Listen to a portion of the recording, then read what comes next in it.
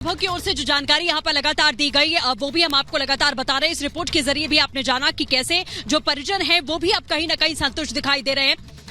लेकिन इसी के साथ में आपको बता दें कि एक डिटेल रिपोर्ट हम आपको दिखाते हैं कैसे जो पीएमओ की पूर्व सलाहकार है, क्योंकि पीएमओ की नजर लगातार बनी हुई है यहाँ पर। पीएम हर दिन अपडेट लेते हैं कि किस तरीके की स्थिति है। उनके सलाहकार लगातार यहाँ मौजूद हैं, क्या कुछ वो बता रहे हैं, वो समझा रहे हैं इस ऑपरेशन के बारे में। एक बार वो सुनिए।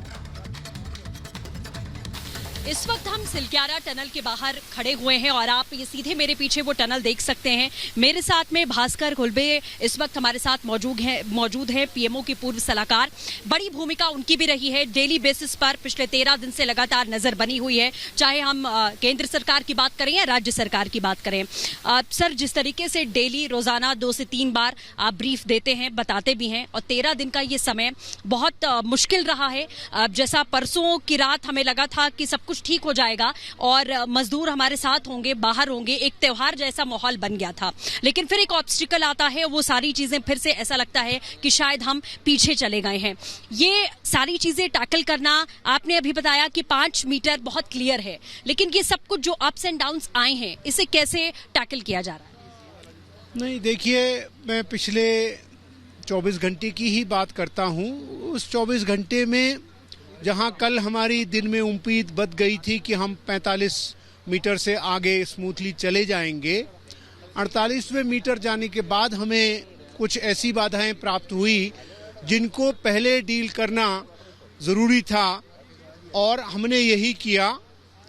प्लेटफॉर्म के फाउंडेशन जो ऑगर ड्रिलिंग मशीन है, उसकी प्लेटफॉर्म को स्ट्रेंथन करने के लिए, उसकी फाउंडेशन को रीएस्टेब्लिश करने के लिए जो कुछ इंजीनियरिंग प्रक्रिया हम वहाँ पर साधन जुटा करके कर सकते थे वो किया। वो कर देने के बाद हमने ऑगर निकाल दिया अपनी टनल से, और उसके मुंह पर क्योंकि एक इम्पैक्ट होने से स्क्वीजिंग हो गई थी, उस इम्पैक्ट को रिमूव करने का और कोई साधन नहीं था। हमें लोग वहाँ पर मैनुअली बारी बारी भेज करके थोड़े थोड़े हिस्सों में 1.25 मीटर उस टनल के मुख को काटना पड़ा, जो हम अभी तक कंप्लीट कर चुके हैं। उसके बाद अब हम ऑगर फिर से प्लेस करके एक नया 6 मीटर का पाइप ज्वाइन करके अब हम ड्रिलिंग का फिर से प्रयास करने के लिए तैयारी कर रहे हैं, और मुझे उम्मीद है कि थोड़ी ही देर में हम शुरू कर देंगे। सर, 5 मीटर के आगे जितना हमें जाना है अभी, उसमें आपको क्या उम्मीद लग रही है कि किस तरीके की स्थिति, क्या उसमें कोई ऐसे चांसेस हैं, या सॉइल जैसा आपने कहा था कि सॉफ्ट हो सकता है, तो हम बहुत क्लियरली और बहुत तेजी के साथ 5 मीटर के आगे भी आगे बढ़ सकते हैं?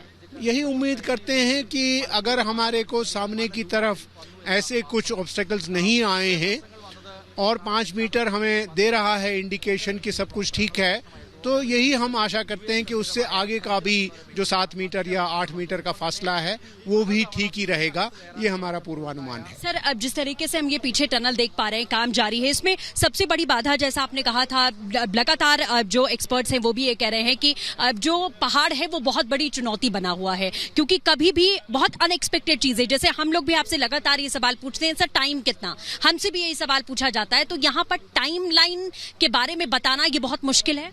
बिल्कुल, टाइमलाइन के बारे में बताना मुश्किल है, लेकिन एक टारगेट लेकर के चलना भी जरूरी होता है। तो हम अपने सामने इस समय ए अटेन करने के लिए हमारे पास एक माइलस्टोन है, उसको लेकर के चल रहे हैं 12 से 15 घंटे। इधर उधर थोड़ा बहुत समय लग भी सकता है, कम भी हो सकता है। हमें उम्मीद रखनी चाहिए कि हम ये टारगेट अटेन कर लेंगे। और सर, उसके बाद की जो तैयारियां हैं, जैसे गर्म कपड़े मुहैया करवाना, क्योंकि बाहर और अंदर के टेम्परेचर में बहुत फासला है, गर्म कपड़े हैं, दवाइयां हैं, क्या उनका जो हेल्थ चेकअप है वो यहाँ पर भी, यानी कि टनल के पास कोई व्यवस्था की गई है जिसमें पहले चेकअप किया जाएगा? जी हाँ, बिल्कुल, वो सब व्यवस्थाएं, उनके लिए गर्म कपड़े, उनके लिए स्वास्थ्य सुविधा, उनके लिए खाना, उनके लिए परिजनों से मुलाकात का एक संगम स्थान, वो सब व्यवस्था बिल्कुल प्लान कर ली गई है। उसको फिजिकली वहां पर लाया जाएगा जैसे ही उसके अनुरूप समय आएगा। बिल्कुल सर, तो अब मान सकते हैं कि आने वाले जो 12 घंटे हैं वो बेहद अहम होंगे अब इस ऑपरेशन के? बिल्कुल प्रार्थना करिए कि इन 12 घंटों के अंदर हमको सफलता मिले। सर, आप लोग की तो डेली बात होती है मजदूरों की, क्योंकि बार बार ये भी सवाल उठ रहा है, उनके परिजन भी चिंता कर रहे थे, लेकिन मजदूरों के हौसले बहुत ज्यादा इसमें बुलंद रहे हैं, जिससे एक पॉजिटिव बाहर भी जो आप लोग काम कर रहे हैं एक पॉजिटिव वाइब जरूर आई है कि उनके हौसले इतने बुलंद हैं, जो अंदर बंद हैं, तो हम तो अपने हौसले पस्त नहीं कर सकते। बिल्कुल आप ठीक कह रहे हैं, उनके मनोबल से ही हमारा मनोबल बना हुआ है, और उसमें अगर लगातार बढ़ोतरी आ रही है तो उनका मनोबल देख करके ही आ रही है।